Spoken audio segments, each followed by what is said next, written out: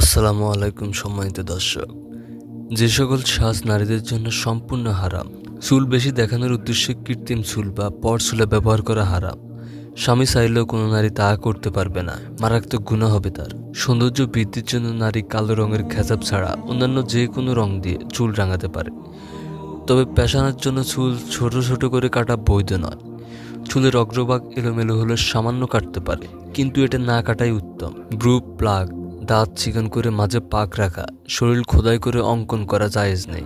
রাসূল সাল্লাল্লাহু আলাইহি সাল্লাম নারীদের কপালের মধ্যখানে বড় ধরনের টিপ দেওয়া নিষেধ করেছেন। হযরত ইব্রাহিম আলাইহিস সালামকে যখন আগুনে নিক্ষেপ করার জন্য ছড়ক স্থাপন করা হয়েছিল, তখন ফেরেশতারা অন্য প্রান্ত থেকে বাধা দিচ্ছিল। তখন শয়তান এসে নমরুদের লোকেদের পরামর্শ দিয়েছিল, যখন ফেরেশতারা বাধা দিবে তখন তাদের সামনে খারাপ নারীদের আনতে, যাদের কপালে টিপ থাকবে, তারা উলঙ্গ হয়ে থাকবে। এতে করে রহমতের ফেরেশতা দূরে সরে যাবে।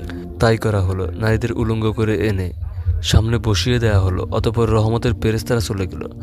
তখন থেকে নারীদের কপালে টিপ দেওয়ার বিধানটি ইসলামে নিষিদ্ধ হয়েছে, কারণ এটি খারাপ কর্মে লিপ্ত নারীদের প্রতীক হিসেবে ধরা হয়। মহিলার নাক বা কান পুড়িয়ে তাতে অলঙ্কার ব্যবহার করার ইসলামে বৈধতা রয়েছে।